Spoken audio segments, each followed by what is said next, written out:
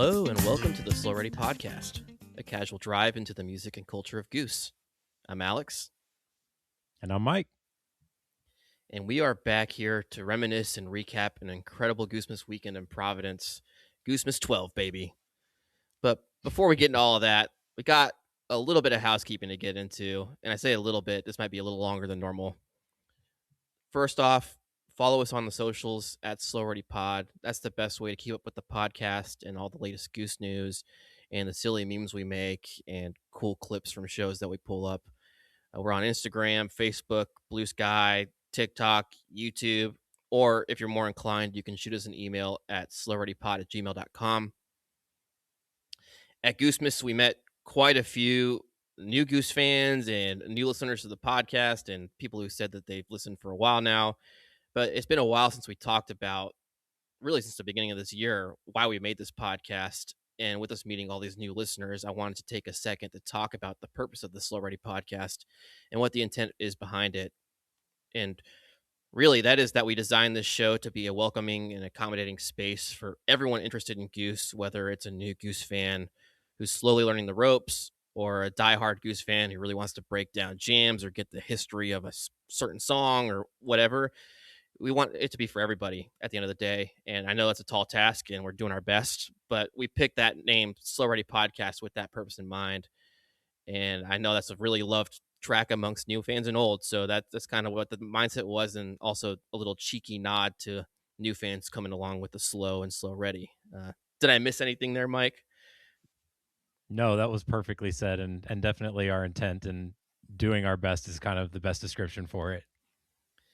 Yeah, we do a lot of different topics. I mean, a lot of it is recapping shows because it's so much fun to relive all these special nights with Goose, but we also try to mix it up with topics, whether it's taking a trip down memory lane to look at some old studio albums or breaking down the history of Goose overall, or, certain segments of Goose, like individual songs. And we have some fun episode topics for next year. Actually, I won't spoil it here yet, but or whether it's interviewing prominent members of the community, or even D. James Goodwin we had on one episode. There's a lot of cool stuff you can dive into with the band, and Goose makes that so easy with how cool they are. So we really just want to highlight what makes the Goose family so special. And I want to throw out there, if you're a new listener, this is your first episode, and there's a specific topic you're interested in, our inboxes are always open. So we can either point you in the direction of an episode we've already done, or we'd love to hear some feedback on what you're interested in hearing about. Yeah, absolutely. Whew. All right, that's a lot more than we usually talk before getting into the hot tea, and we're almost into Goosemas, but we first got to get into our first segment, hot tea, to talk about the latest news and notes since our last episode. And it's been a little longer than I thought since we got teleported through time and space with the ghosts of Goosemas past, present, and future. But since then, the Goose Europe tour was announced for next year, and tickets went on sale just before Goosemas kicked off. So they'll be hitting up 2 nights in London, 1 night in Brussels, 2 nights in Amsterdam, a night in Cologne, Germany, a night in Paris, a night in Berlin, and then 1 night in Viby, Denmark. I don't know if I said that right. I've never been to Denmark. I would love to learn more about that. And that'll be taking place from May 22nd through June 5th. Goose in Europe, man. Lots of really cool looking small venues. Yeah, and I think that you're right. It probably is VB, but I hope it's Vibey. Yeah, it's going to be Vibey and VB. I don't know. Someone tell us how to pronounce that right. Yeah, if you're from there or you're familiar with the culture, definitely enlighten us. But yeah, it looks like an awesome Europe tour. I think definitely saw this coming, that it was kind of time for them to go back because it's been a little while since the last one, and excited to see so many friends that are already getting tickets for it. Yeah, I mean, if you're a longtime fan and you miss the days of seeing Goose in a venue that holds under 1,000 people, this is the tour for you, man, because it'll be fantastic. And some of these are historic looking venues too, like, at least in my eye. I didn't go too in depth because I have no hopes and dreams of going to Europe, unfortunately, for this, but I'm excited for everyone who will be going. Yeah, I'm sure Next they're up, very historic venues. yeah, Sorry.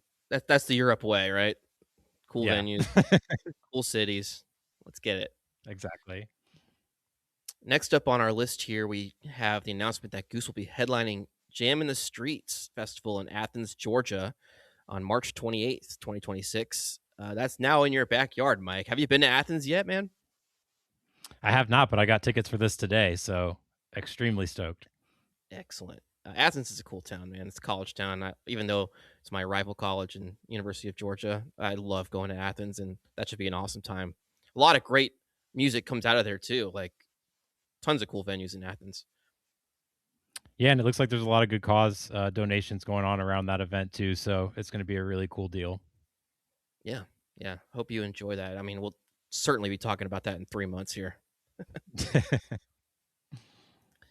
Next up, Rick and Trevor are going to be joining Graham Lesh and friends in March, also March, at the Cap for another Unbroken Chain event to pay a special tribute to Phil Lesh. And it's great to see Rick hopping back in after what a cool event it was last year, but also Trevor too. This will be sweet. Yeah, I mean Rick's already kind of like the go-to guy for these things. He always gets an invite to the barbecue basically. But to see Trevor there as well, like I mean, this is amazing. It is. It's going to be special again. And always love to hear Rick singing a Dead tune. So hopefully he gets even more shine than last year because the response was so positive. Yeah, definitely he will. And then next up, in response to the tragic shooting at Brown University on December 13th, Goose announced they're releasing a Love Brown variation of their Goosemas event t shirt, and it's available on their web store now. 100% of the proceeds from those sales, along with any other leftover Goose 2025 merch, is going to go benefit the GoFundMe setup to support the victims and their families of this awful, awful shooting. What a scary, scary thing. And also, in this announcement, Goose announced they are going to launch an auction with some special items from Goosemas, such as the giant 8 foot by 4 foot stage posters, like the Spirit of the Dark Horse and the Two Headed Yeti and stuff like that. Some signed Goosemas set lists, posters, and more to benefit the Brown University Student Emergency Fund. And this fund provides immediate financial assistance to students impacted by crisis, displacement, or sudden loss, and helps cover, emergency funds like housing, food, travel for those in urgent need. Really, really cool stuff for the Goose to put this together so quick. Yeah, that's exactly my thought as well. When I saw it today, it was like, how did they turn around and get this done so quickly? Obviously, this casts kind of a pale on what was otherwise an amazing weekend, as we'll get into here in a bit. But for them to do something this awesome with such a tragic event in the backdrop of their shows here, this was just so cool to me, and I donated pretty much right away because how could you not? Yeah, yeah, it is a lot of logistics to put something like this together for all the critics out there wondering why things don't happen 7 minutes after an incident. It's pretty hard to pull something like this off in what's it been 5 days since Goosemas as we're recording here. So really special. Let's see. Just a few other community housekeeping items here in the news and notes. I just wanted to shout out to keep in mind and keep an eye on our socials that we're going to be releasing our annual yearbook and dream set list episodes here soon. Uh, Especially the dream set list. We take a lot of community feedback. We'll be putting out surveys for y'all to fill out. So keep an eye out for that. And then our yearbook, we also like to look through the comments in our socials and stuff. We'll be making some posts to get your feedback. And we also collected quite a bit at the Goosemas Flodown, as we'll talk about later too, which will be really cool. So if you were there and you opted to participate, keep an eye out for that episode. And last but not least, our friends over at Always Almost There, of course, it's Jam of the Year season. They're taking bracket submissions until December 28th at midnight. Get your brackets in. They have all the instructions over there on their page. I believe it's also listed up on Ryan Storm Substack. So participate. It's such a cool special community event, and I really hope to see your set lists or your playlists and let us know what your jam of the year is, because this is fun for us to participate in too.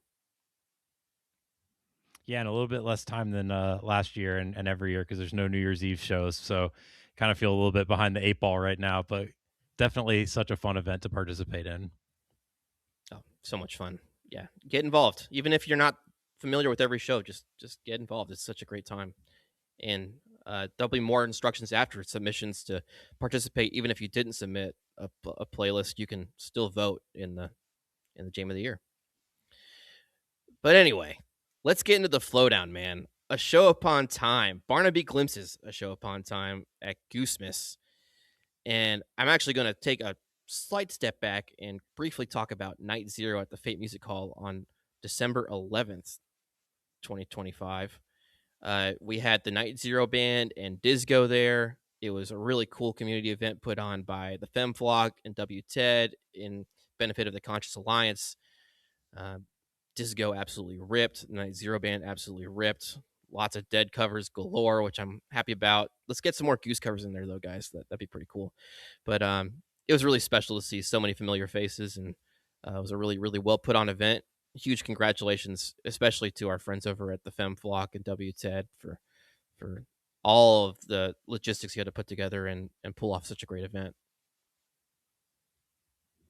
Yeah, I got to watch some of the stream from home, and that was really cool as well. And we kind of flip flop. Last year, I was at Night Zero, and you weren't able to attend, and this year, I wasn't unfortunately not able to make it, and you were there. So it definitely looked like an amazing time for everyone that was there, looking through the photos and videos and everything.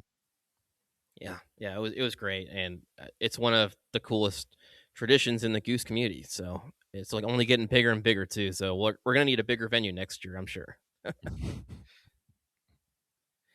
All right, let's want to get into night one. Yeah, let's do it. There's a lot to go over.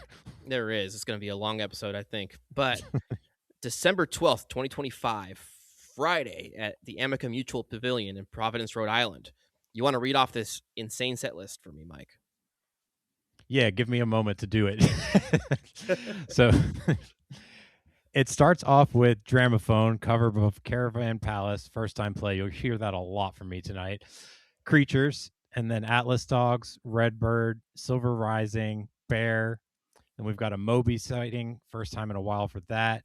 Pigs, three different ones. Pink Floyd cover, first time play. Animal closing down set one. And then in set two, we've got So Ready opening it up, followed by Arrow. And then first time play, Burn the Witch Radiohead cover, Madhavan, Dripfield, and then a ridiculous encore of Jedstone, Master and Hound, Gregory Alan Isakov, first time play cover, and then Sugar Mountain by Neil Young, also first time play. Yeah, that's six of them. That's just night one. I'm Wow. out of breath. Yeah, so this is gonna be one of those shows where we're gonna talk line by line, if you're cool with that, Mike, because I got notes on Yeah, every we have single to. song. Yes, I'm All right, into it. so Dramophone show kicks off with some technical difficulties, feigned technical difficulties, and all of a sudden, Barnaby Glimpse appears behind where everyone's looking on stage, right in front of the soundboard, and introduces the crowd to the show upon time, welcomes us in after we teleport through the goo tree, I imagine. And we start off on Dramophone. And this was a vibe, right? What did you think about this? Well, I'll be honest, my first thoughts were genuine confusion. It was very hard to hear the intro from where we were sitting near the top of the arena. They really did not dial in the audio for us until way later in the set after Silver Rising. So I couldn't hear much of the Oh, no. talking from Barnaby Glimpse or the singing. And unfortunately, conversations around me were louder than anything else. But it was very, very cool. Obviously, there are giant puppets in front of stage during this. There's kind of like an old timey jazz era feel to this, like a ragtime almost sound to it. And Dramophone sounds like it's playing through a gramophone to a certain extent. But I also like noticed right away we've got a horn on stage, which I'm presuming is Stuart Bogey. And so there's just a lot going on. I would say sensory overload is my first thought here. Yeah, but it was sensory overload in so many ways. Like the puppets, the lights, the music was so different, and then a giant balloon drop just to start the show. Like Oh yeah, that insane too. amount of balloons. There's animal balloons. There's regular balloons. They're flying around everywhere. I didn't even notice the puppets on stage until like 3 minutes into this thing when I was so focused on having a good time dancing in the balloons that my wife was like, "Look on stage. There's these crazy puppets up there." I was like, "Holy shit, that was insane!" Um, and just a cool way to get started. It felt like almost like they found this song and they loved it. Like, let's just build a whole theme around this shit. This is so cool. Like that's how it felt immediately off the jump. I think that's a great call, and this is actually a good time for me to mention as well. When you reminded me of the balloons there, I'm probably going to forget a million things about this weekend as we go through this podcast because there was just way too much happening. So that's like kind of a perfect example of it. Like, oh yeah, on top of everything else, a billion balloon animals dropped from the ceiling. So pandemonium, I guess, is the best way to say it. It was, and the balloon drop at the beginning of the show, really cool in brainstorming, but in effect, it was like I was like up to my waist in balloons at one point, and for like half of the first set, because like there was just so many balloons on the floor, and it was really fun in the moment, though. I'm not gonna lie. But anyway, that's just the first tune, and we transition right into creatures. And boy, oh boy, I thought that the chemistry between Stuart Bogey and the band was so apparent off the jump. But I want to hear what you thought because this was your first Bogey experience, right? Yeah, definitely. And it was really cool, I'll say, like, overall to just see him put his touch on so many songs to get so many of these Goose classics with horns was kind of a treat in and of itself and one of the best parts of the weekend. I think Creatures worked really well with him, as I'll say about every song that he guested on, but a lot of the improv in Creatures and throughout this weekend goes to some very interesting places simply because of how well he works with them and with Rick specifically. His chemistry with Rick in particular is just very, very cool. And obviously, you know, going back to Luna Luna, we knew that he functioned very well in this environment. But this one takes on like almost like a Tetris theme Korobeiniki vibe to me. Like it had these swirling runs from Stewart and Rick that really occupy most of the spotlight. But I just thought it was a very solid start with the improv and a really good way to bring the crowd in with a very familiar song after kind of the craziness of a new opening here. I I can't say it much better than that. I think that the Luna Luna comparison was really apt because that was one of the first things I noted was it reminded me so much of that early on. And I thought it was a smart way to ease Stewart in a little bit by playing that kind of familiar minor key carousel style jam we hear with creatures every now and then early on, and then just letting it take off into a whole new direction. That the peak on this thing with Rick and Bogey dancing around each other was just so cool. And then that major key zone that they hit at the end with the Saints go marching in, feel that the band apparently really loves leaning into was really cool. And having this emotional of soloing this early on in the night was a surprise for me.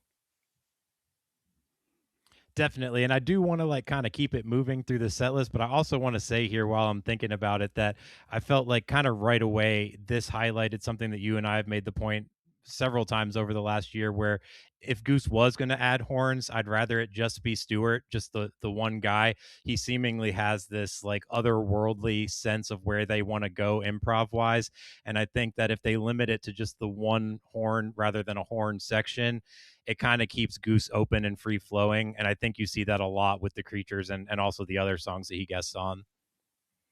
Yeah, I agree completely. I personally am of the stance that I like the horns being a special treat at special occasions, and that makes moments like this stand out so much more and feel so much more impactful. But yeah, I think if they were to add a permanent addition, just think about the complexities of a horn section having to get in sync to like do their horn shots during songs and stuff like that, and staying in sync. If they don't do that, it just feels like so many of the jams would just sound like a New Orleans street band session, right? Like, so at Too least in my mind. composed. I get I it. mean, I would love to be Yeah, proven wrong, but yes, I love what Bogey does with this band. The 3 times I've seen him this year, it feels really special. It's insane. I've caught him at Goosemas MSG and at Luna Luna, and every time it hits. But I like it being a few times a year kind of thing. definitely. There's not too many horn players that would be able to keep it as free flowing as he's able to do with them. And I think that adding more horn players, even if Stewart's among them, would just lead to more composed improv, which I don't think is what most of us want. So Stewart's amazing though. His talent for improv is insane. Insane. Yeah, he is such a talent, and every time I listen, I get more impressed. Definitely. But we kept this thing moving right into Atlas Dogs, and it's without a hitch from that second Creatures Jam, or that second section of the Creatures Jam, I should say. Cotter and Rick start moving the band into a more tom heavy triplet feel, and the Jam Dogs begins coming off that final chorus, going into a quiet yet funky zone, highlighted by some great work by Peter on the organ, and the pace picks up into this hypnotic groove with Stewart and Rick once again dancing around each other like embers on a swirling fire. I wrote down the jam hits a fever pitch, and we come to some of the highest energy we saw on this night early on. Honestly, I never wanted it to end. I was so blown away by this. It was what, like 13 minutes long, and I just thought it was so cool they got there this fast. And I think this jam would be so much higher on people's list of highlights if it was like 3 or 4 minutes longer, because where they that zone they hit towards the end was special. Totally agree. This was the case for a lot of these songs between the two nights, but the middle length versions, both nights, they really get to the good stuff very efficiently and quickly. And there's a ton of 12 to 15-minute great versions of songs from this weekend. And this is definitely one of them. And I think the way that they were building at the end, to your point, where Stewart just kind of dominates the last 2 minutes, along with some patient building from Cotter. I think, this thing hits 18 minutes and it's maybe playlist worthy. It was that unique. And I think Atlas Dogs is one of those ones where it definitely shows that when they choose to jam it out, which isn't that often, it really, really is one of the better vehicles in the catalog. We got to tally that and reconcile us saying that, because I feel like we've probably said it with like 45 songs at this point. But yeah, I agree. It's a great jam They got a vehicle. good catalog, man. Yeah, they got a stellar catalog. That's the problem. Every song is the best song. Yeah. Oh man, we keep it moving and we go into Redbird, and this is when things started getting apparent that this could potentially be an animal theme for set one. Started clearing the picture there. But what'd you think about this Redbird, man? I think Redbird with horns really rules. I mean, it always rules, but I thought the improv started off with some really great piano from Peter, and Peter was on piano a lot more throughout this weekend, which was really great, and had a great back and forth with the horn before giving way to some, again, swirling and exploratory runs from Rick. And he uses that muddy filter that just sounds absolutely incredible. The guitar tone on this is just insane. And they finished with some of the first, but definitely not the last great tension builds that they don't really end up resolving, but they kind of just let wind down and let the air just kind of deflate, is what I wrote down. And I thought this was just a really tremendous Redbird in the middle length version. I wrote they let the air clear, so it's pretty Yeah. pretty close. Yeah. Yeah, by my count, this was the only Peter song of the weekend too, which surprises me a little bit. I mean, the poor guy gets so much flack online for his songs, and I love Peter songs, so um, Same. that makes me a little sad to see. But also, I love every song they played, so I'm not gonna whine about that. But yeah, Digital Rick and some envelope filter on Trevor's bass early on, and then it just keeps staying in this trippy feel from there the whole way, like you said. That dissonant tension towards the end with Rick and Bogey taking turns in taking that descending run into the darkness before the air clears or deflates was really cool way to get into Silver Rising next, I thought. Yeah, that wind down into the transition was flawless. This was definitely like one of the runs where I don't think like transitions were like the number one thing that jumped out at me, yet there were quite a few good ones, and this was definitely one of them. It was pretty flawless. hmm And Silver Rising, get the werewolves in the circus now. Didn't know they were there, but I can't prove it with this one either. But in my opinion, this has to be the loudest Silver Rising they ever played. I could agree if for no other reason than that was when the audio upstairs near the roof finally got turned on to full volume, so I could actually finally hear the band. And the excitement that this song generates in an arena is just really, really fun. You almost don't appreciate how universally beloved this one is until you got 14,000 people trapped in a building, and it's just like, oh damn, Yeah, electric is the only way I can say it. yeah, lightning in a bottle. The room was totally electric, and I don't know how. Rick does it, but he always seems to add just like a little more spice to the solo every time they play this thing at a big event. And the solo to close this thing out, wow. Like I was blown away, and it's like I've heard this is my most heard song, I think, or up there at this point, and I'm always blown away by the solo. The solo really stands out because it's just like the emotion just pours from his guitar, and it sounds like the guitar is actually like wailing or screaming. So it's kind of hard to describe if you don't see a Silver Rising in person, but it's something different. There's a different gear there. Hmm. Yeah, I couldn't agree more. So going back into the first time plates here, we got Bear next, and I really want to hear what you think about this because I had never heard this before, and doing a little research on this was pretty cool. Yeah, neither had I. Did not even know that Justin Vernon had this side project, but very cool to learn about. And second cover of the evening, I really enjoyed this one. It's very in your face, classic rock and roll blues feel. Was a perfect way to keep the energy and crowd engaged. And I don't want to just use this as an example of the transition, but the transition out of it is my favorite transition of the weekend. So I'll let you say whatever you want to say about Bear, Totally. but then I definitely want to go way over detailed about this transition. Yeah, I mean, I just gotta say it's a really cool cover, but I feel a little bit bad for Bear because it was just a transition into the most epic Moby of all time. But yeah, really cool aesthetic to this tune. That 70s style guitar hook on it. It was just an earworm, and the sauce really was in that transition though. So let's just dive into that. And I'm gonna say it's my favorite Moby I've ever heard. I don't care if that's attendance bias or what. This thing was cranked the fuck up. Yeah. I I don't even think that that's that crazy of a take. I've heard a lot of people just come right out and just flatly say best Moby ever, and I'm definitely one of them as well. And the transition kind of just sets the table for it. I mean, Bear kind of has a similar progression. It's almost identical to the Moby progression. So when they start slowing that down and turning it into this drippy, trippy acid fest and making Moby into this version of itself that's almost feels like it's sleepwalking. It was just indescribable how unique of a spin they put on something that tends to be a little bit static. I mean, don't get me wrong, Moby is like the thrill of the lifetime. It's as thrilling as anything you can get at a Goose show, in my opinion. But to get it doing something different for the first time ever was even more exhilarating. So I'll Yeah. leave it to you from there. No, I love the way you describe it, and so many people have interpreted it so differently, which I think is really cool because there's just a lot going on here.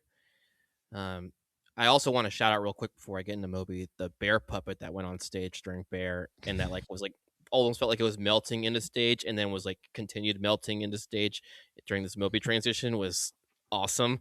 But yeah, it was a loud Moby at points. It was like vibey, like you said, melt into the stage Moby at points. There was some great restraint being shown by Peter with some ambient synth and light notes thrown in at one point. There was these really tasteful jazzy tones by Bogey at points, and Rick was in the center of it all, creating like this hazy soundscape while also clearing the image slowly to take us into that peak heaven that was cranked up and blew the roof off the place. It was hard to imagine the show getting better, or this set at least getting better from this point, but somehow it did, in my opinion. Yeah, and you're absolutely right. I didn't even mention that. It is kind of a slow walker for most of it, but then it gets into an absolutely just face melting crescendo. So, yeah, I love everything you said there. It was absolutely one of the highlights of the weekend, but maybe even bigger highlight next.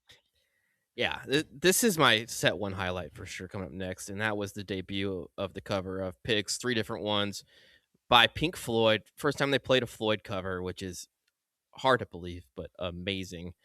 Um, we posted a clip of this on our socials, and I've watched it maybe 45 times, and it never gets old. And I've listened to the track 15 times since the show or something at least. And I think this has already cemented itself as a top 10 cover in the rotation for Goose. If they keep in the rotation, please. Oof. Top 10 covers with Goose is just like that's another one where we've probably said 100 songs this year so far that are top 10 covers. Yeah, It's like yeah. an Let's impossible game with this band. But I no, I agree with you. It's a huge cover, first Pink Floyd one, and they choose a deep track, which just makes me love them even more. I don't know if I can overstate how cool it was for everyone, but I'll just say that I had an aisle seat at the top of the roof, and the person adjacent to me on the other side of the aisle was literally flinging their head between their knees, completely upside down at 100 miles an hour for the complete duration of the song. I've never seen anyone dance like this in my life. love So it. yeah, the raging out was happening in the arena, and it was just absolutely massive. And love every chance that we get to see Cotter sing. Yeah. Oh, Cotter crushed. I mean, if Crushed. there's anything to be said, it's that we need to find more covers like this because the trade off between Rick and Cotter works so well when they do it. And I also really want to shout out real quick because it's really hard for me to break this down without just being like, oh, this was amazing. The the middle jam when Stuart Bogey starts his solo gives me goosebumps literally every time I listen to this thing. So much soul put into this, and I just need that energy injected into my soul every chance I get. Holy crap. That's as hardcore as a horn can sound. Truly. Like there's all this emotion poured into that. I don't know, I'm getting like choked up just thinking about it. It was so mind blowing, and I never expected to hear Goose cover this. I know it's been a fairly popular cover in the jam scene, but it just wasn't on my radar. No, not at all. And to your point, I think his solo kind of reminds you of the same feeling that like Rick and Silver Rising soloing gives you, where you're just like, how is that much emotion coming out of the instrument? Just mind blowing. Yeah, and that's hard to do, but somehow that solo almost overshined the crazy rockin' solo that Rick took to close this thing out too. Yeah. Just what a Yeah. surprise. What a surprise. Yeah. It's long and it's a beast. It is a beast, and it's just some of the coolest Goose you'll hear from 2025. Um, but speaking of cool Goose in 2025, we got Animal to close the set out. Very apt for this Animal theme set, and Animals had one hell of a 2025, man. Like just another terrific Bliss version of this to add to the list. And it's really excelled as a set one closer, in my opinion. And Bogey, of course, understood the assignment as he probably did.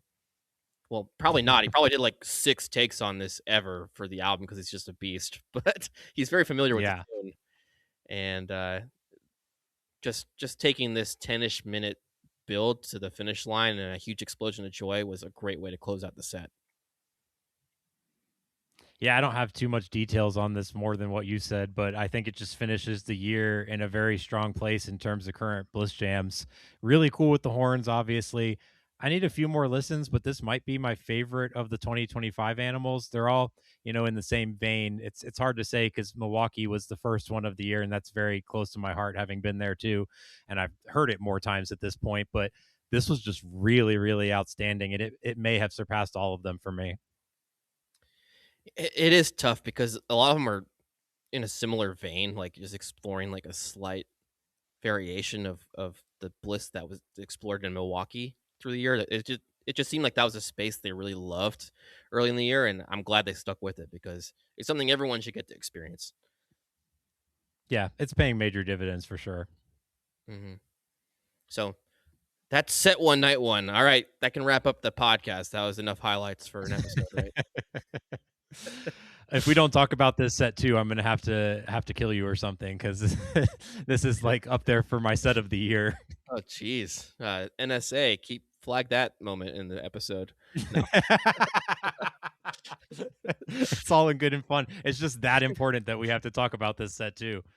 it's set two, man. So a few things on the stage were moving around. I had a hard time keeping track of that because I couldn't really see on night one on the floor. We were right in front of the soundboard. Um, but it looked like they moved a few things in the stage, and we didn't really talk about the set, but it was a cool looking set with the big tree from the preview video in the center with some goo, and then these two caravans on either side, and then some miscellaneous decorations moving in and out, whether that was like signage or like a moon that was really detailed and really cool looking, or that Rick had this like beautiful lamp behind him the whole show. It was a vibe. Um, Very good call out. Can we pause there and talk about that briefly? Just because I Yeah. think that that was one of the more unique things about the weekend was, and I didn't get to appreciate it either because I was literally second row from the last row on night one, so about as far away as you could possibly be. But night two, I had the pleasure of sitting behind the stage, like 2 rows behind the stage, and I got an up close look at how much movement was actually happening. And what was really cool is you're absolutely right. Like things were definitely changing between sets. But what you also get to appreciate if you were up close is that they also had stagehands at different points, like subtly changing things during the set to fit what was happening as far as the story that was being told through the songs, which I'll be honest, I don't necessarily know that I know the entire story that was being told through the songs, other than set one with all the animals and that we went through a tree of goo, just generally speaking. But in spite of not knowing all the nuances and details, it was really neat to see like that moon change into an eye, and people were like taking things off of the wagon and putting them in different places. And um, I don't know what it all means, but it was really neat to me to see that the stage was very much dynamic and a part of the dynamic evening that we were all having. Yeah, yeah. Dynamic is the best word to describe it. It was almost too hard to keep track of all the different changes that were going on stage subtly. And I would love for the band to release another documentary like they did for this bingo. That was much more straightforward, man. So this was much Yeah. deeper, and I don't feel like I caught on to everything but the animals thing, honestly. But open set two with "So Ready" after a nod to "Shall We Goo." So maybe that was the theme of set two. Yeah, we need the documentary, but we need it to be not like next winter. I need it sooner. I need to understand what I just processed here. Yeah, we'll put the pressure on, and by that I mean we'll wait patiently. Yeah, exactly. Oh man. So so ready, great way to start a set. The crowd was really feeling it, and once again I'm gonna stick to my headcanon that this set's theme was "Shall We Goo," and they were so ready to goo. I mean, it's a very energetic start, so I mean, it's hard to get mad at So Ready, at least for me, knowing what's coming after that. We get plenty of improv, so this was just a really fun way to get things back in action. Yeah, the crowd was really moving on this night in general, but So Ready had a big pop. There's a lot of first timers going to Goosemas. I felt like at this show, and so that was a good call to get everyone kind of engaged, and it was really fun to watch all these different groups of fans and on the floor, like smiling and dancing with each other and vibing. I really enjoyed that. Definitely. But let's get into what is my highlight of night one. Maybe my highlight of the weekend is this arrow. And oh my god, like Arrow, some fans give it a lot of flack. I always love this tune. One of my favorite things about it is that it's such a versatile song in terms of where it goes in the jams, and it's always fun jumping into the improv and not knowing what direction Goose is going to take it. And out of left field at this show, they just decided to take it into a dark direction that we had literally never heard before on Arrow. Um, yeah. So, what you think about this Arrow, Mike? I got a little left to talk about, but I don't want to gush too much before you do. I have so many things to say and so many thoughts. I'm like bouncing in my seat. This is definitely one of my highlights of the year. It's in my top 5 jam of the year candidates. It's just outstanding. I'll keep saying it, but I thought they went to some really interesting places that would not have been possible without Stewart's influence. There's some great work from Peter early on in this on the piano where he does this like super tight repeating run inspired by some of the same stuff from Rick and a brief back and forth between them. And that was interesting enough on its own to me. But then in no time, Stewart inserts himself with some mirrored runs of what they're both doing of his own. And Trevor has some very cool descending runs, accenting the playing. And altogether, it kind of sounds like really experimental, up tempo, jazzy vibes, kind of chaos. And this section is just the kind of music that I just adore listening to. There's so much to pick out, and every time you listen that like 10 to 14-minute run that they go on, you hear more stuff that you didn't hear before. And they go into this like downward spiraling section that grows into this just moody beast of a dark jam, and they ride that to a crazy peak, and it's just absolutely stellar. And it's the deep end of music, but it's so much fun to take the ride.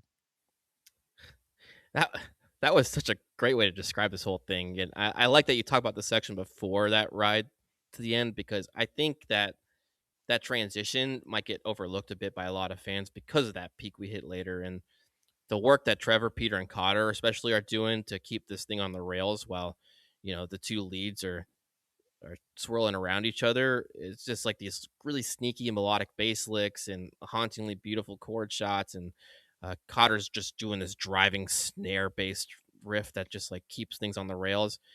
And then yeah, the only other thing I can really add is like just when you thought that the band had dredged all the grime out of the jam, like they just got even grittier and um, Peter's like adding this like swirling synth sweep that makes it even darker somehow, and you're just getting the head banging dark industrial mode. And I feel like this jam's gonna be talked about for years to come. Yeah, 100%. The other day, I was kind of probably more prisoner of the moment, closer to the show, having been there and everything. That I had this at number one jam of the year. So, I mean, it's that freaking good. And if you somehow haven't listened to Goosemas and you're listening to us before you listen to Goosemas, like stop listening to us and go listen to this Arrow, like please. Please, yeah. What are you doing? We love you, thank you, but Yeah, go listen thank you, to seriously. Goosemas. But go listen to Arrow and come back, like seriously. Yeah, yeah. Although I maybe it's fun to listen along. I don't like to inject. Anyone who knows me knows I like hate influencer culture, so I don't like to inject my opinion before someone else has their own opinion formed. But anyway, If you it's want to eat not dessert personal first hour. before dinner, like go ahead. We're not judgmental here, but I'm just saying you should go listen to the Arrow. But I kind of feel like part of the reason why this is my highlight is not only is this jam tremendous, but the transition it took into this next cover, Burn the Witch, it feels like an extension of Arrow in the most beautiful, perfect way. And Goose covering Radiohead, it's fucking peak, man. It's the most peak cover pool, in my opinion, of Goose. And I never thought I'd see the day we'd see Goose cover this, but wow, wow. Just it's hard to describe how much they nailed this. Yeah, at least currently for me, it's like Dead covers for Goose, then the band covers for Goose, and then Radiohead covers for Goose. Fair. But it could very easily move up if they start choosing to do more, which I know you and I, as Radiohead fans, wish that they would do. I mean, this is one of the most underrated Radiohead songs out there, and I'm so delighted that they chose this as a cover. I know you really, in particular, are just diehard about this album, but they absolutely slayed the fuck out of this. And in a weekend of moments where it seemed like Rick was displaying this massive and very clear leap forward vocally, this is probably the most impressive to me. I mean, his breath control on this is just absolutely insane. And I can't like overstate how difficult it is to sing this particular song as well as he did. Yeah, and that's a good way to shout out to Robert Rob Stevenson, who Rick started working with recently. A really renowned vocal coach. He works with all kinds of great musicians. Like he did some work with SZA, and he does work with Trey and Dave Matthews, and now with Rick. So like he's just all over the place, and I believe he's on Simon Cowell's new show, looking for like boy band guys now too. But he does some great stuff, and it really showed this weekend. Uh, Rick nailing the Tom York falsetto lines, like literally singing in this better than Tom York ever has outside the studio, probably. Let's just like, and I've seen them. Insane. I've seen Radiohead play this live, and it doesn't sound as good when they play it live. But in my opinion, but Amazing. yeah, amazing. The baritone sax Bogey's playing to accompany Trevor was everything and took it up another notch. It almost feels like they should have Bogey out to play this every time he guests. This got to be Yep. like their cover choice. And then Peter added this really choice synth and drum track that like kind of like put a little goose flair on the song while still playing tribute to the original in such a great way. And I just was so impressed with how they nailed everything while making it their own. Like they got the aesthetic right while also kind of goosifying it a little bit. Yeah, and the soloing at the end. I mean, you haven't heard Burn the Witch like that before. It was Oh very electric at the end. They burned the building down. yeah, let's just await the day that Goose releases a full Radiohead tribute album. Let's go. You're absolutely right. It's probably Dead in the band, and then some stuff like Radiohead's just under that. But I think if there was more Radiohead songs in the catalog, They've been moving on up. Oh yeah, it could easily change. And I'd be for it. All right. Well, that's a wrap, right? That's it. There's nothing else to talk about. Just a couple other No, things, man. we got Madhuvan next. Like, what are we doing here? We're just like What blowing is our load happening? early. It's we didn't. Spoiler alert, they didn't. But it was like, how many big songs can they possibly play on this night? Um, and this was one of the rare occasions that Bogey actually left the stage.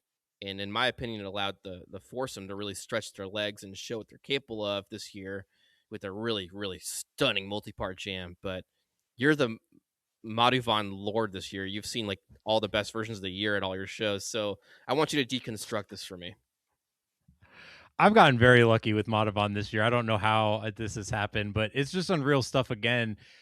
It's got to be having like the best year it's ever had. I know that's kind of crazy because it's probably the most reliable jam vehicle in the catalog, but the 2025 that Madhavan has had is kind of insane. And I mean, Milwaukee, Grand Rapids, Cleveland, Alpharetta, and now this. I mean, it starts off in that same creepy funhouse area they've been having so much fun with this year. But this one's cool because it's a little bit more spacious and they focus less on the angular lines that they've been favoring in so many of these, like February, for example. But they get into this pattern of like rising cacophony followed by a pause of silence and then back to cacophony, and they just gradually go back and forth riding that two pattern, increasing intensity and chaos until they move into this like gorgeous atmospheric section that is sort of a cousin to like the SPAC Drive, but in my opinion a little bit more refined and, dare I say, even more gorgeous. And it's with and definitely highlighted by some super duper incredible playing from Rick. So uh it's so hard to rank Madhavan this year. I've got 5 in my top 20. What do I do with them all? Yeah, and you forgot Philly too, which probably isn't top 20, but that's another really cool Very version of good as support. well. Like, yeah, there's a lot of great Madhuvan going on in 2025, but um, yeah, I what I was really impressed with the most about this was that it sounded like around that 11-minute mark they were gonna take the off ramp into the normal outro of Madhuvan, and they just pivoted on a dime and went to that floating bliss section. I love that. I absolutely love that, and the band was clearly moving in perfect harmony on this jam in particular, sharing the spotlight like you'd expect to see with like a pluribus style hive mind. It was awesome. I loved the like sparkling piano runs that were subtle from Peter. I loved like the bubbling bass runs from Trev. Um, Cotter was doing this thing with this cymbal work that almost felt gave you the feeling of like peaceful crashing waves, like a relaxing beach experience for me, and I had my eyes closed during this jam. I loved that they lingered in this space for a while and gave us this second part of this jam when it could have easily just gone on the off ramp and we could have moved into a drip field. No, that's a great point because it definitely mirrors sort of like what they did with the Alpharetta Madhavan too, where I kind of thought the same thing. Like, okay, we're moving back. This is going to be like a 15-minute version, and then it's like, oh, an everything must go style bliss section. Where did this come from? So it's cool to kind of revisit that, and I think that Madhavan should be like this way, where it's true multi-section jamming, and it's really fun the different ways that they can get into that. Yeah, and it didn't feel like filler like Caroline Levitt's lips, but anyway, it felt good. Let's go into drip field before I get crucified by someone. Um, I Another thought highlight. Dripfield has been crushing closing out set twos this year. Unfortunately, that makes them shorter than some of the great versions we saw in 2024, and maybe even some of the early versions we saw this year. But like so many moments on this night, I was just so impressed by the interplay between Bogey and Rick, and that cannot be understated on this Dripfield, especially. That this might be one of the best examples of it on the whole night. They were just seamlessly weaving around each other, taking jabs at the lead during this really upbeat industrial jam.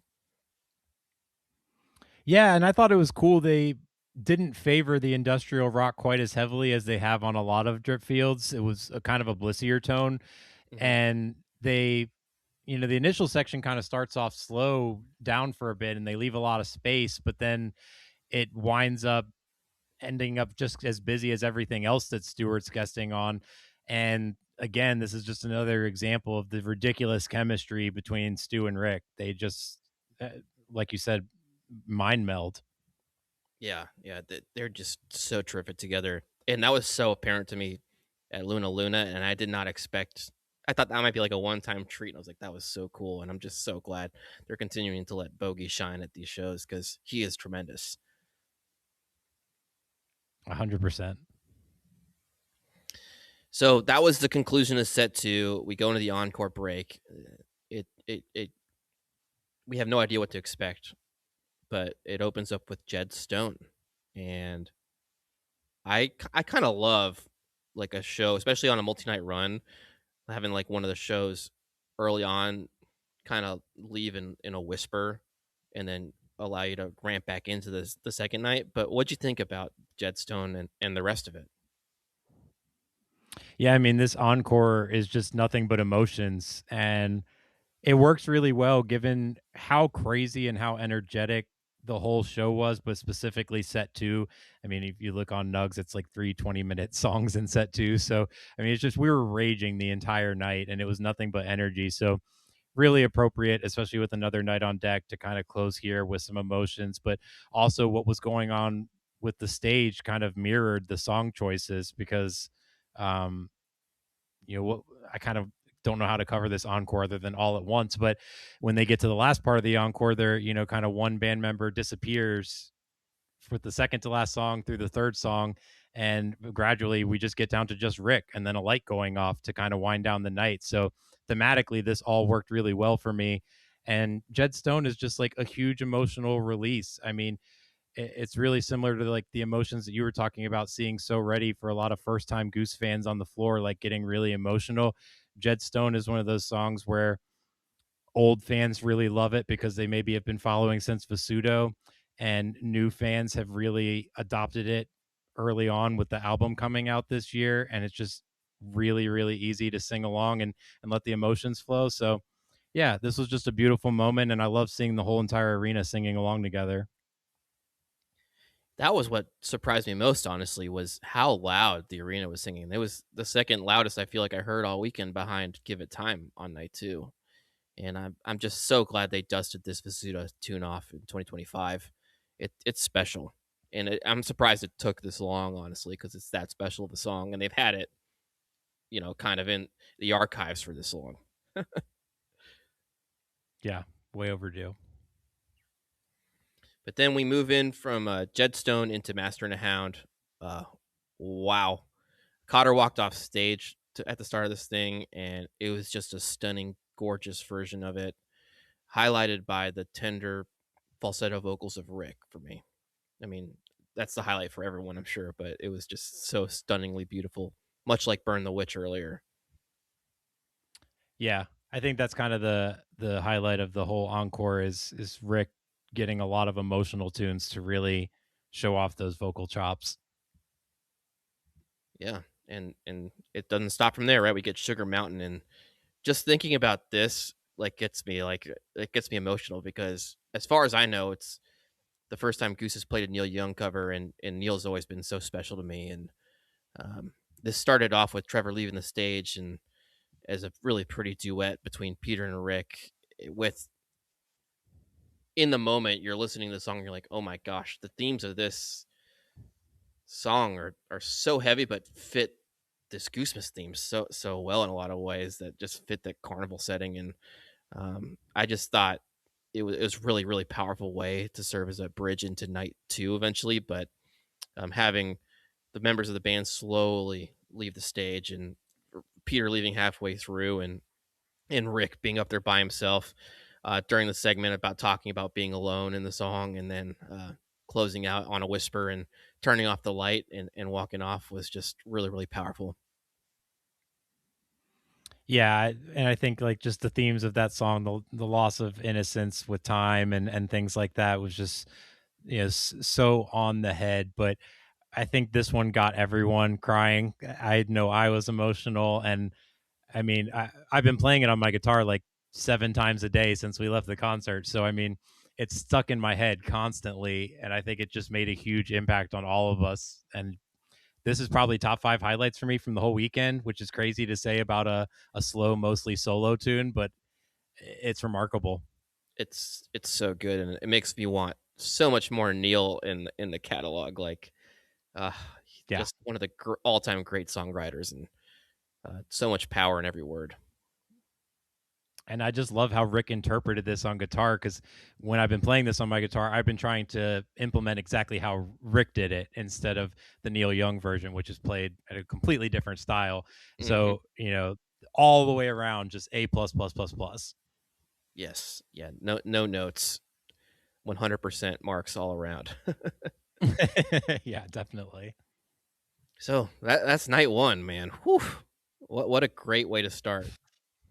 And Yeah. we were texting after this, just like how in the world can they top this night one? This is just wild. And we were also wondering if they could even like step up punch for punch with Goosemas from last year because that was so special. And sure enough, like they understood the assignment. We always say that. Like, why should we ever doubt them in any juncture?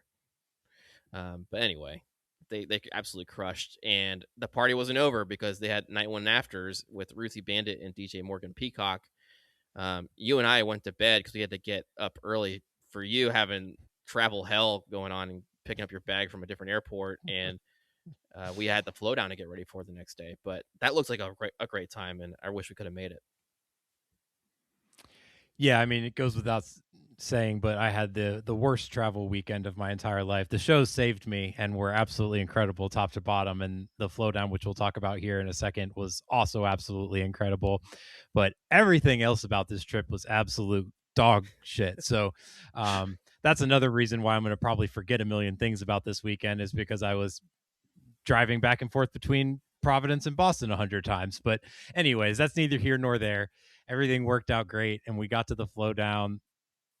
You want to share any Yeah. of your thoughts about how crazy of a great time that was, and what a great job Caroline from Rising Tide and everyone else did putting this thing on? Yeah, shout out to Caroline from Rising Tide Art Studios and Margot over at Fox and the Cobra. They organized the Goosemas Flowdown this year. That was just before night two, and it was at the Fate Music Hall again, where night zero was held. And we definitely need a bigger venue for the Flowdown next year because this thing was breaking all sorts of fire codes. I'm sure there was so many people. Um, but it was a really cool. It's a really cool venue because they have the floor where they had all the vendors down there, and then they had a mezzanine section where they had us and the podcast, and they had some other community groups up there, and we all kind of got to give our spiel to so how we could contribute to the goose community or share our art or whatever, and it was just a really great time, and so many fans of Goose all across the spectrum. It's just fun to see like how different everyone is, but how much passion is shared in this community. Yeah, I mean, it can't be overstated how much of a success this was. In the middle of the afternoon, we were hearing reports that there was actually a line through the parking lot. So the community really showed up and showed out for this. And it's just so impressive how fast this community is growing, how passionate everyone is, and just how cool and supportive and uplifting everyone was towards not just all the vendors, but us specifically. I don't think I've talked to more people in one day since like freshman year of college.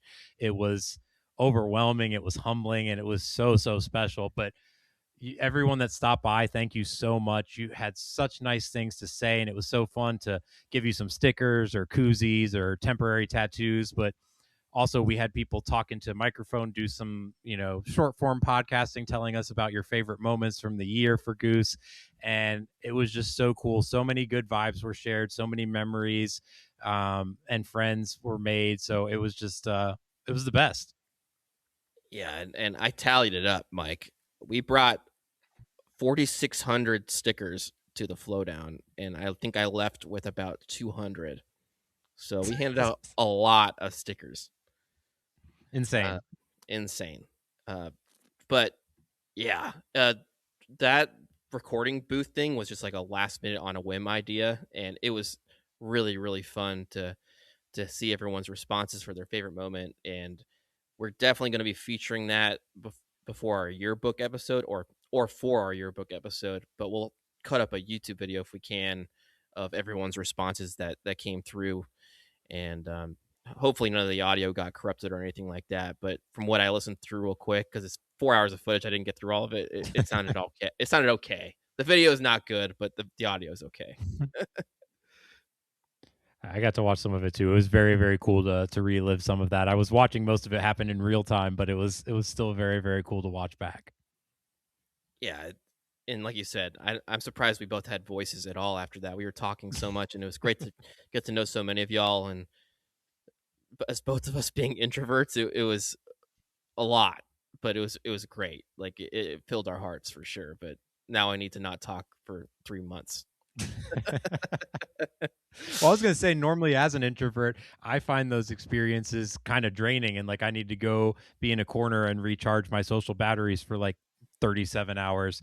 But in this case, it really didn't drain me at all. It was actually just very exhilarating, and I felt like, despite the crazy stuff that was going on around us in Providence, I was still somehow riding on an anxious high. There was some anxiety, but I was riding on a high nonetheless into the venue just because of all the good vibes that you guys gave us. It was just absolutely so humbling and so awesome. And the community rocks and Goose fans rock. Yeah, Devin, you're not kidding. Like, but we were good going in, walking in to get to the venue, and we got word from our friends at W. Ted about the shooting at Brown, and there's already lines of people standing outside the venue. I, my wife and I could get in early with the VIP tickets, so we were already in the venue, and then we were posting that stuff. And it was just a messy situation and a little scary, even with all the positivity going around. It's just like so a weird feeling going in night two. Um, there's been a lot of criticism on both ends of the spectrum about how things were handled. I'm not going to get into that because there's all types of people above our heads making those decisions, and I think our safety was not ignored by any means.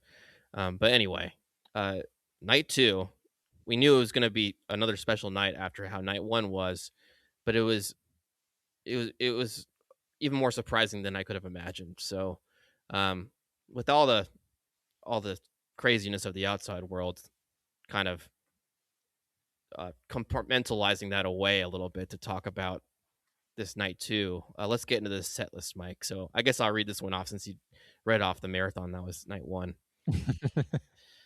Set one opened with Wild Mountain Time, a traditional tune with the Providence College Choir on vocals, and then Give It Time, also featuring the choir. Then got Flowdown, Echo for Rose, Into the Mist, Strange Overtones, a Brian Eno and David Byrne cover, and then got Wisteria Lane into Dawn to close out set one. Set two opened up with Life is a Carnival, covered by the band. It had Stuart Boakey, Dave Nelson, and Jordan McLean. Featured the horn section, the most fun horn section ever. And then we got Thatch with the horns, Big Modern with the horns, Hot Tea with the horn section, and then we went into a DJ Marb Menthol's jam. They called it Marb House on the set list. And then Factory Fiction to close out set two with an encore of Dramophone making a reappearance, and then the Empress of Organos. Whew. So let's dive in, man. Set one, song one, Wild Mountain Time. How are you feeling? So this was absolutely a crazy start. I don't have too many things specific about the song itself, but I just want to pause here to talk about how many new elements Goose brought in one weekend, because it really was honestly kind of surreal. Where I mean, we're talking about a choir here, Rick turning on the light, and then all of a sudden, what is even happening? But I just want to talk about how much they're leveling up in real time, because just reflecting on how much Getty's lights leveled up, how much the improv leveled up, the stage production. We had giant puppets. The stage setup itself was insane, and the dynamic elements that they were bringing in there, the cohesiveness of the themes, the horns, and a choir to start. Like, I mean, at this point, my brain is just kind of going unreal. And I thought Last Goosemas really couldn't be topped. And, you know, in some ways, I guess Bingo can't be topped, but this was insane. And my brain was not ready for this start at all. I don't know what your thoughts were. If you have anything more specific to add to my crazy frenetic thoughts here. No, I just said earlier, the end of night one was super emotional, and I didn't expect to be misty eyed again like 5 seconds into night two.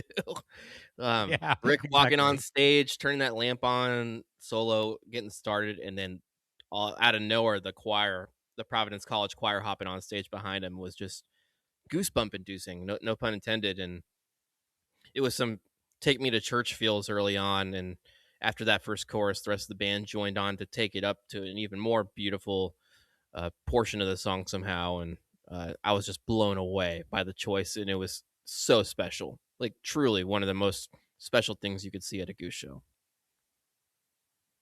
Yeah, 100%. So No one unique, will ever forget this. just so unique. But church vibes didn't continue. Speaking of church, Christian rock band Goose played "Give It Time" here. Didn't help that narrative, but it was another spiritual catharsis moment here in the arena early. On especially on this dark night with everything going on in Providence, I think it felt in a lot of ways like a warm hug to let everyone in the room know that this is like our safe space for the night. Yeah, I think thematically you couldn't have done much better given, unfortunately all of us had to bring the outside world in with us to this show, and that part kind of sucks for all of us that, you know, certain elements of the world that we live in that we can't control. But I thought the choir fit very well thematically, both with what was going on outside, but also this song, Give It Time, works really, really well with a choir. I personally have seen Give It Time like 11 times at this point. So I used this time to go get snacks, but I was back for the drum solo and the final chorus. So it worked out great for me, but like I could hear it the entire time. And my only thought was just like, how does this work so well? Like there's nothing about Give It Time that like when you're listening to it on its own, you're thinking, yeah, we need to put a choir on this. But yet when they did it, there's no drop off whatsoever. Um, and my brain kind of struggles to wrap itself around that.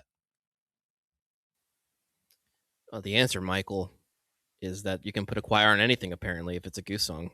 So no, it That might it, be it right. sounded terrific. It sounded so good. And I haven't listened back to it nearly enough compared to some of the other highlights, but just special. I've focused most of my choir attention on Wild Mountain Time and something we'll discuss later. I will say just briefly about both of these nights. I do think that there was a little bit for me anyways of just feeling disoriented at the starts because there's just a simple I haven't experienced Goose this way before. What they're doing is something I haven't seen them do before. And so there was a little bit of each night where the very beginning, I felt like they almost kind of challenged us a little bit. Yeah, yeah. It was unexpected both nights in Yeah. so many ways. Couldn't agree more. But we get more into expected territory here with Flowdown. I was waiting for this one once it became clearer that the theme would be centered around a carnival kind of vibe, and yeah, this had to happen with kind of the feel of Flowdown. What'd you think about this, Mike? Kind of an odd choice flow wise, but it got the energy up and I appreciated that. I felt like while the start of the show was very beautiful, there was almost a little bit of a somber vibe to it and a more emotional vibe. So I appreciated kind of getting the party started. And this had a really good intro. I mean, I know Flowdowns always come down to how good is the intro. I thought this was a particularly good one and one of the better Flowdown intros I've heard in the last couple months. Yeah, that's well said, and it was a really electric intro. You could feel they wanted to get the energy ramped up into what would be a really high energy, dancey vibe show the rest of the way through. Definitely. So next up, speaking of high energy, Echo of a Rose. Whew. When I looked back at the runtime on this Echo, it was hard to believe it was as short as it was because Yeah. this version really stood out to me. But what'd you think, Mike? Very similar to the Atlas Dogs from night one. This was a 13-minute version that absolutely shines. And this was where I first started to really get into the flow of the set list. It wasn't like the 6 to 7 minute versions that have been so popular for Echo this year. outside of Park City. That's like the only one I can think of recently that went, around this time as well. And Rick got on the talkback early. I was like 10 feet away from the talkback mic, so I could see it every time he went to it. And I just thought we might be doomed because it was like 6 minutes in and he's going to talk back. And I was like, no, another short echo. But this was actually a really solid version. And it's one of my highlights of the weekend, honestly, even though it's only 13 minutes. It's just pedal to the metal from the absolute start. They don't waste any time at all. The rapid rolls from Cotter and just the rapid playing overall from Peter and Rick that is not quite frantic, but just very much pressing the issue the entire time is exhilarating to listen back to. They're just totally getting after it. Yeah, I wrote that down. I was like, the jam kind of starts off in this keys forward, soaring, sweeping guitar run place, and then out of nowhere, it's like, how did we get here? It's like a chemical fire got started, and it's like all of a sudden the entire building's on fire, and it's just like Yes. the most electric jam ever with this like rockabilly feel kind of peak up there. That's up there with some of the most intense peaks we've heard all year. Like it was just Yeah. terrific. Very original and it accomplishes a lot so quickly. So this was a standout. So don't let the runtime fool you. It's definitely worth revisiting more than once. Yeah, I could not agree more. And let's make it 2026 goals that Echo for Rose and a song we'll talk about later, Wisteria Lane, need to get longer run times next year because these are both two of the best jam vehicles. Speaking of saying that all the time, these are truly two of the best jam vehicles, and always in the conversation when they get a long run time because they can take some pretty electric paths. Yeah, I would definitely advocate for more 20 plus of both of them. I mean, we've got a 44-minute Echo for God's sake. Like let's get that runtime back up there cuz you can see the magic happen so quickly. They don't really need that much to get an Echo going into the atmosphere. So let's go ahead and run them, boys. Truly, like chemical fire. I'm pretty sure we have burns all over our bodies from that. Jesus Christ. We definitely made Echo great again in that version. Next up was Into the Mist, another compact jam on this one, but once again got intense in a totally different way. This time it leaned more hard into like a circling triplet feel that felt like you were riding on a rowdy carousel to me. This is a short 4 to 5 minutes of improv by the time the song ended, but it finished absolutely soaring once again, and there wasn't a still body around me during this jam. Yeah, I don't have much for this. It was short but fun, and it kind of reminded me of a lot of the jams from the Cap. So Yeah, that's well said. Yep. it was in that style.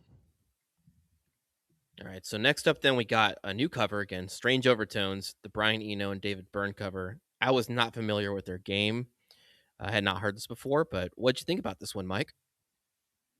Had not heard it either. Huge David Byrne fan, so I've got to catch up on his later stage discography for sure. But this one continues to grow on me the more I listen back. In real time, it took me until the last chorus, I feel like, to kind of get a feel for it and start enjoying it. But I definitely would not mind this one sticking around. I thought this was another one that really could work if they give it some more time because while I will just champion until my dying breath how great Rick was vocally. It seemed like he was a little bit undecided over how he wanted to sing this. Did he want to go with the falsetto? Did he want to sing it with his normal voice? And I think either lane would sound amazing. He just needs to figure out which one he prefers. But overall, the song sounds amazing, and I think they should keep it. I think that's a valid critique because I went back and listened to the original after not being familiar, and it you don't really have to go between the two to make the song sound like the song. So um, it was an interesting choice. I thought it sounded great. It's grown on me every time I've listened to it more, and I like the kind of 80s feel stuff that's thrown in this song at times. Like there's like these synthesizer chirps that Peter does that sneak through. There's some spacey reverb heavy vocals at times and the guitar even. But yeah, I thought it was terrific, and I loved the ambient outro portal that took us into Wisteria on this. I thought that was clever. Not sure why it was labeled as Strange Overtones with the Z on the Nugs set list, but hey, it sounds great. Yeah, I don't understand that either because they drone out of Thatch, they drone out of Factory, like they do droning things all the time. So I don't know why this got its own track list, but whatever. They can do whatever they want when they're playing shows like this. But yeah, we talked about it a little bit earlier. Wisteria Lane is up here, and I think this was my favorite jam of the night. But once again, I'm gonna let you go first because you're just killing it today. I don't know about all that. I Wisteria was really, really good. This was actually my first Wisteria, so I like that I got a really solid version Oh, of it. wow. The spacey exploratory feel of Rick's playing and the gorgeous piano backing from Peter while Cotter does his signature circling Cotter shuffle pattern. It just kind of feels like you're in a whirlpool in the best possible way. And I feel like they use circling motifs a lot in the jams this weekend. And it feels like this one in particular, compared to everything from this night, if it had had just a few more minutes, and I mean just a few, this was going to really big places. The end of it, you could just really tell like we were set for liftoff, and then unfortunately they just give us that ripcord like they've been doing with Wisteria this year, and it hurts the soul a little bit. But even all that being said, this is still a very solid 15 to 16 minute version. Yeah, it is a solid version, and I think in the best way. Barnaby was saying, "You're gonna feel the jubilation," and this was the feel the jubilation jam. Like it would have made him proud.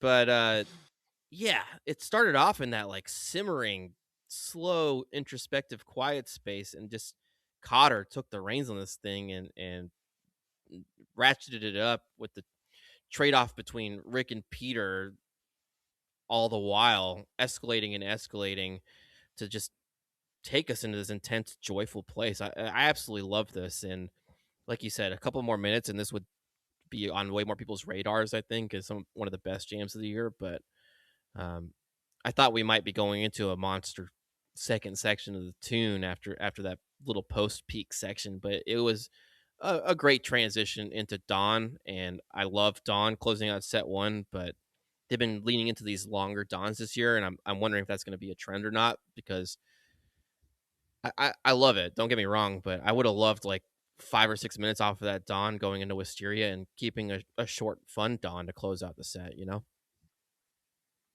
Yeah, I mean, I agree, and so much of that is just determined by the last 3 minutes of this Wisteria are so glorious that by the time you get to where they telegraphed at the beginning they were kind of headed, you're just like, I need more of this, guys. And so I totally understand that sentiment.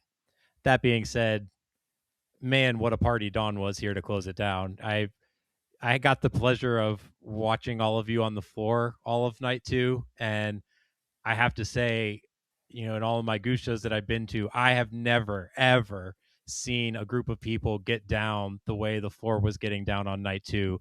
And it kind of all started with this Dawn. I mean, the mass of humanity just moving like an ocean was something to behold. Yeah, that's why I always have said I love SOS and Dawn when they're together or just Dawn closing out a set one because it's just such happy vibes going into set two, and it feels like the possibilities are endless. And I really want to shout out the people on the back of the floor both nights, especially watching the videos back. We were in our seats for night two, just a couple rows up on the 100 level, so we got a really nice view. But it was fun to watch everyone on the floor too get down. Although I was getting down pretty hard, so it was hard to watch.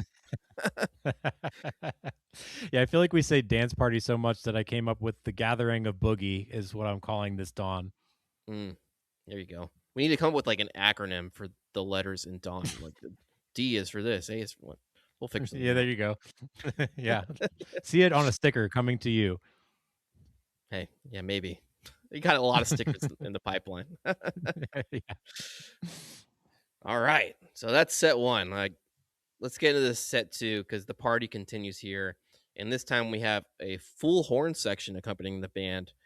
So we start off with Life is a Carnival, the band cover, one that was predicted by many once we kind of got a clear image that this would be a carnival adjacent theme here. And I thought this was terrific. I'm surprised they didn't lean into this earlier in the Goosemas uh, plans, but they nailed it here. Yeah, so important to note starting now in set two, we've got Stuart Bogey back, but then we've also got Dave Nelson on trombone and Jordan McLean on trumpet. So we've got a full horn section for all of set two. And Life is a Carnival was outstanding. It's another perfect the band cover to add to their never ending repertoire of the band songs. and a great reintroduction to the horns, this time a full section. I feel like this second set, though, is kind of emblematic of why I prefer Just Stewart as opposed to a section, as it just kind of shortened the improv all the way around, and they became a lot more composed in the improv section than freeform. And so I think the horn section does enhance the songs, but it hurts the jams. And that's not to say that these jams were terrible. They were all very fun. And I would say that overall, set two was just a party from the first note to the very end. And that in its own way is just a very entertaining show to be at. So I had a blast, to be very clear.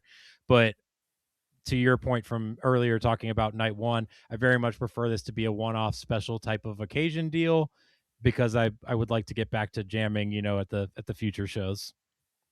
Yeah, yeah, and I mean, during Life as a Carnival, it was fine because I was short and I was like all arranged, and then that became very clear once we got into Thatch here, where although I feel like of all the examples, this was probably the least evident of what we're talking about, but um, the horn arrangements during the main portion of the song were awesome. I love that. I was not expecting that at all once they brought them all on stage. I was thinking we'd go back into like a Feel It Now or a Dustin Hoffman or something like we heard at MSG, and they surprised by playing some cool tunes that didn't have horns on them in the studio. I thought that sounded terrific. And during the solo section, like I'm not really going to call it jam because it's like trade off solos. It felt like between different horn players. Bogey, I thought was the best of them. Once again, he just really gets the feel of it, but they were all terrific. Um, and yeah, it just doesn't feel as cohesive as when it's just Stewart on stage, though. It's hard to put a pin on it, but it was fun. I'm not gonna sit here and say it was bad. It's just it doesn't feel like as much improv as it is just like, or it doesn't feel as much as group improv, I should say, as it feels like individual improv. You know, Yeah, I think that's pretty well said. I think, this is my favorite song, obviously. So getting to hear it with horns was a treat for me. And I think that it is very special to hear a lot of songs that I could have never envisioned how you would arrange them with horns with this treatment. It's very, very cool as a nerdy Goose fan that appreciates all this new stuff they're throwing my way. And especially in the chorus, the backing just sounds so damn good and adds so much fullness. Obviously, a very powerful, energetic song, anyways, but it's even more so with the horn section. But the jam kind of just does the one thing, and it's a very fun thing, but it just kind of stays in that one zone. And I think that's kind of just the major theme of set two. And it is extremely fun, don't get me wrong, and depending on your preference, as there really are no wrong answers here, night two to some people could maybe be even a more fun listen because it's more straightforward and it's just pure energy. But, if you're preferring variety and adventure, I think it's definitely night one for you. And I think this Thatch is kind of emblematic of all of, the stuff that I'm talking about here. Is the song itself very exhilarating, maybe more fun than regular Thatch. The jam is kind of one note. And, depending on your mileage with Goose and how much you listen to the same songs over and over again, you might get a little bit bored listening to night two over and over again. That's all I would say about it. well, yeah, I would say that's the case for some of the songs, but I wouldn't argue that case for this big modern that came up next. Because it felt like during the main portion of the song, they had these punchy hits during it. It sounded great. And then they really kind of took a big step back in the jam and just kind of let the band build, and they were just lightly accompanying at that point. So, what do you think about this big modern? Because I thought it was a pretty terrific version, all things considered. Yeah, I'm smiling ear to ear because we're definitely mind melding right now. But I think this was definitely my highlight of set two. And it just goes to show, like we say it all the time, Big Modern never ever will let you down. So just put your faith in that one song. Uh, I loved how they just had a very gradual build on this one that we definitely would not have had without the horn section. And it very much reminded me of like a Trey Tab, Dave Matthews Band type of jam where it's not going to, go off the beaten path, but the intricacy and the patience that they all show in gradually getting to the end was really, really fun to listen to. And I wish they had also closed it with the scary big modern ending, but this was definitely the gem of set two. They need to make a new T-shirt based off of the Goosemas design of like a missing big modern ending Yes. shirt. Perfect. It's been That's gone for a awesome. while. Yeah. Yeah, I thought that some of the the melody that Rick was getting into at the end, and then Cotter was working the Cotter shuffle. The best example of it the whole night, in my opinion, was just outstanding. And we maybe jumped the gun a little bit at the beginning of the set two talk about talking about the horns, but this was the example where they took a step back, and I thought that the jam really shined relative to everything else. Yeah, I 100% agree. It's just big modern magic. But speaking of magic too, hot tea with horns is just peak. Like I don't need super crazy jams on hot tea all the time, and I really enjoyed this. What'd you think about this hot tea? Yeah, to your point, this is one of the songs where we don't necessarily need it to be exploratory. We need it to be a good time and a boogie gathering. So, it definitely was that. It was a treat for me getting to hear Hot Tea with the horns for the first time because I think, other than Arcadia, this is my favorite song to hear with horns. So, absolutely awesome to see it come to life as I've seen it, done a few times now. But this was, in my opinion, one of the best versions they've played with horns, if not the best since like maybe with Neil Francis in New Orleans. Yeah, I think so. I was just gonna shout that out. Yeah, great Yeah, stuff. I just love the punchy horn shots on hot tea of all. I maybe even more than I like it with Arcadia. I don't know. It's hard to say. I think after hearing the studio cut and hearing that vibe sped up, it just makes it so peak for me. But maybe it's just because I'm so Yeah. familiar with that. And shout out real quick to the Michael Jackson "Working Day and Night" tease. It's been a thing Yes. this year, and it was very prominent on this hot tea. And Trevor was really grooving. I was really vibing with Trev. Yes, that tease sounded so much better with the horns backing it up. It was so much more realized and developed, I feel like, than in the past. So very, very cool to see that as well. Yeah, and Trev wasn't done kind of hogging the spotlight because he put down the bass. He walked into the mouth of that creepy clown thing in the background of the set, and got his turntables ready and started playing some Marv House, dude. DJ Marv Menthol is just lighting the room up for the second year in a row. Insane. And he was like 15 feet to my left, and the back of the stage was exposed. So I was like looking like right at him. And I'll just say, like, quoting my girlfriend, we just both hope that Marv Menthols is an every Goosemas type thing. I think at this point we should just make it a tradition. Every Goosemas, I'm going to get to see Marv Menthols because this is definitely top three highlights of night two for me. I I think you got to do Goosemas and then something at Gonzo because he always plays Yeah. Gonzo. Maybe him have his own set there and then have someone from the band join him or Yeah. something. But yeah, I love it. It's so much fun. It's definitely like empty calories. Some were saying about it, like we don't need this much of it, but it's just fun. Like it's okay to just cut loose and have a good time and it not be that deep, y'all. Like Yeah. let's just dance. And we needed some goons to end the year off with no New Year's Eve shows on deck. Like we hadn't had any True. goons all weekend. We really needed at least a dosage of it. So I thought this was well placed. That's a good call. I didn't even think about that. We didn't have much goons at all the last run No, of shows, huh? no, but it was good to see it back, and nobody better than DJ Marv Menthols to bring it to your face. Yeah, and no one better than DJ Martin Menthols to transition you into an epic factory fiction to close out an amazing party set. Holy shit. So we got a long factory here, and it's the first time it's been played since MSG, which surprised me a little bit looking back at El Goose and seeing that. What'd you think about this factory, man? Yeah, and that's a good point. But to be fair to them, they did play it like more during the first half of the year than like maybe ever before, or at least in a really long time. So I was kind of happy that they put a little bit of distance between the last play and this one. And I mean, it always hits, but I liked how they kind of took two different halves here. They used kind of the building from the atmospheric space that they used on the album version of Factory. And then they, in a more efficient and quicker manner, got into the tension pools and a great peak. It was very efficient to me. I mean, it wasn't as long, necessarily as like, Colorado, I don't think, or I think All Good might be the longest of the year. I'd have to go back and look, Yep. but um, I personally, I believe it'll be a while before we see Factory again. But this is a very good version. Yeah, at least till March, right? Yeah, At this point, well, definitely we'll that see. long. Goose always manages to find a way to give us a surprising show somewhere, so we never know. But at this point, Sure. we're looking at March.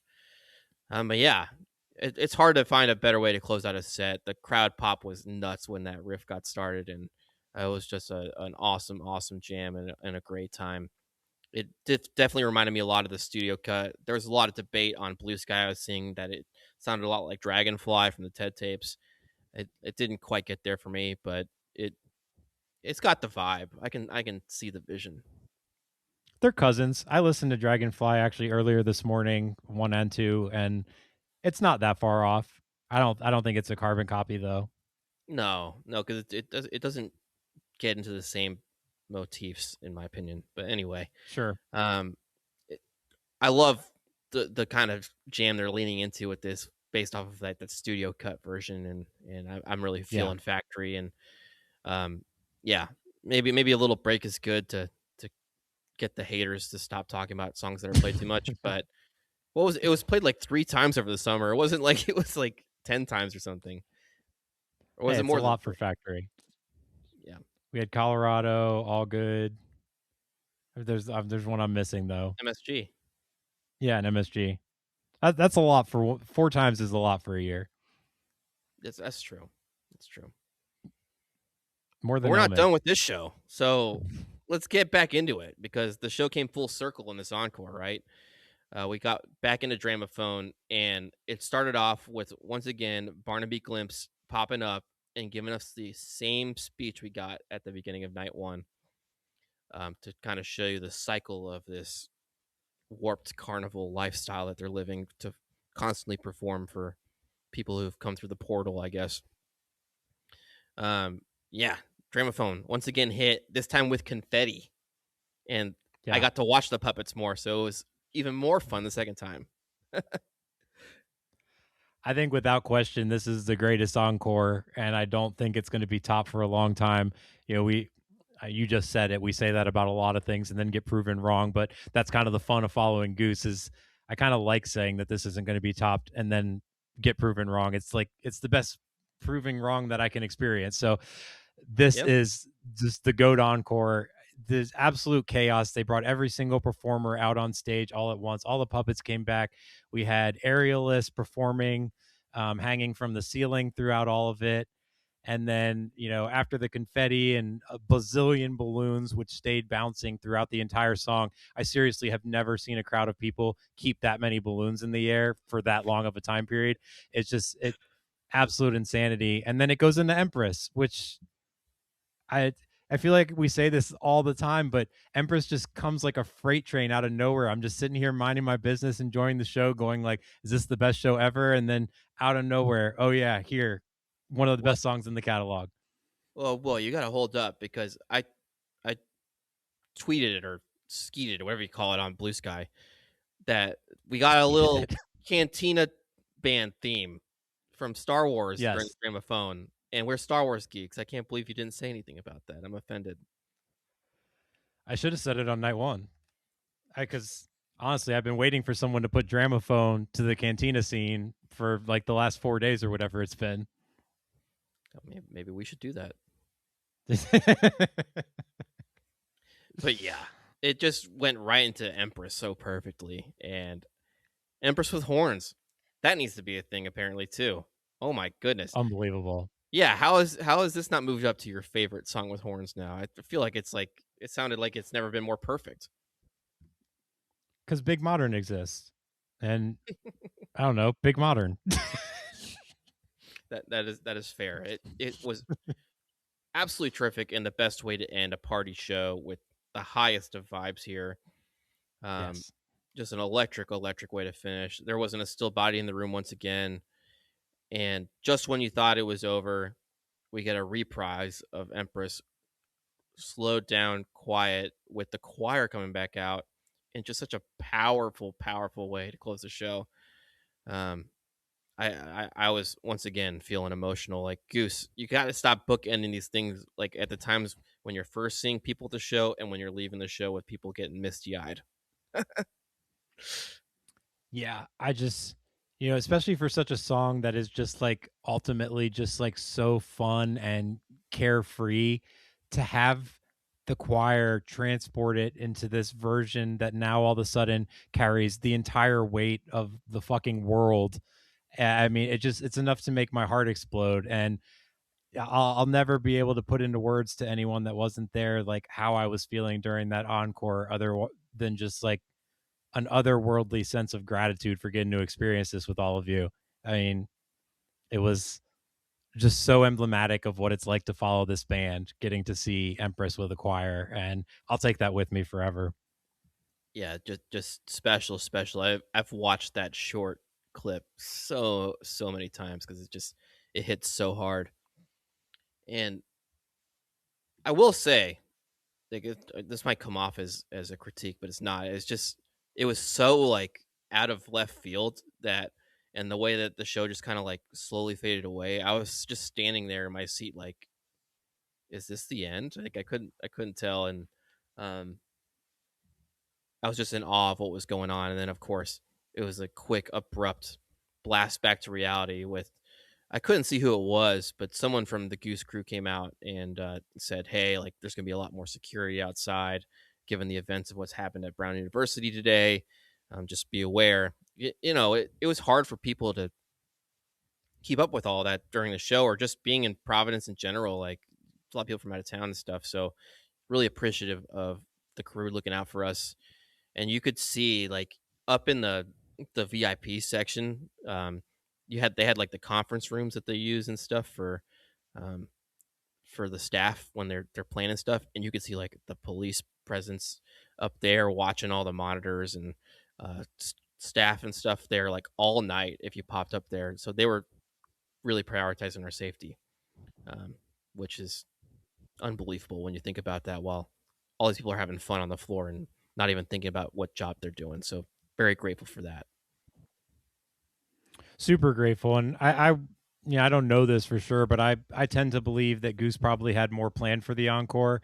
And at a certain point, it just, we got to start working on getting people home safe. And you could definitely tell that them, in coordination with the venue and the city, all kind of work together to put an extra police presence out there concentrated around the venue, which super grateful to all those people that were, probably pulling longer shifts and, having to stay on high alert for such a longer time to make sure that we were all safe. And, we all did our best to, kind of forget about what was going on while we were in there. But, I know there were a lot of people, like even my girlfriend, where the anxiety during the show was a real challenge because, you're constantly thinking about real life stuff and you don't want to be, you want to just kind of float away with Goose for a little bit. And it wasn't necessarily as easy on this night.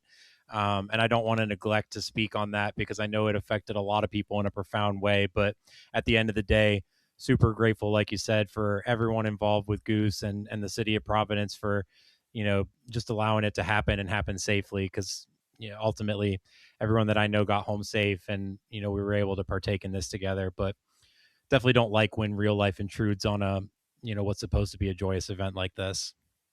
Yeah, no, I it it just is jarring when you go from like your safe space and feeling so unsafe as soon as you walk out those doors, like, and not uncertain. Like, we opted to not go to the pigeons after party just because it was like it just doesn't feel like it's going to be as secure of a venue and all of that. Like, so Yeah.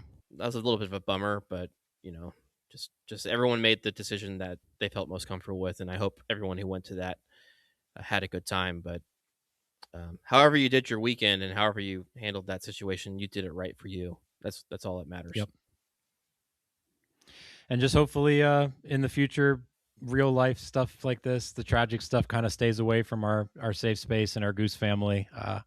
Didn't like, this was my first time kind of dealing with this in a concert type of environment, and I hope none of us have to deal with it again, I guess, is the best thing I can say about it. Yeah, it's just scary close, like way too Yeah. close. Um, but it's hard to move on from talking about this but I just also want to express such gratitude for how much joy was spread in this community and like how positive everyone was in spite of all of this, and helping people who are feeling anxious about things, and you know spreading the love, and trying to make it as positive of a space as it could be. That's magical in its own way, to be able to escape from the dark realities of the world, and feel like you're with your people and your tribe, you know. Definitely, and there's a lot of good people that you could see doing that, kind of hard work in the community in real time. But also, thank you to Goose for transporting us to another world. I didn't get a chance to talk about this, but if you were out, in the concourse of the venue, they had frickin' frack blackjack with like three actors involved in it, Hmm. and little things like that go a long way to helping people, kind of forget about their troubles and leave those at the door when you get into the environment. And so it's very cool to see how much Goose is leveling up, that they have access to kind of put these extra additional touches on that, just go a long way to making the weekend more magical. So immersive, so Yeah. magical. We're gonna have to start diving into these themes even more, I feel like, on a future episode, because the level of detail, especially these last three that have been put on, is just tremendous.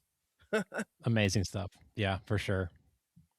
Oh man. So that's a wrap on our initial thoughts on Goosemas 12, man. What a weekend, and what a special, special, special set of shows. Definitely. And I'm sure we're not done talking about it. I'm sure it'll come back up in our yearbook episode and in our dream set list. So, definitely not the last time we'll be bringing up this amazing weekend, but super fun to recap this. And I wish we could do it again this weekend.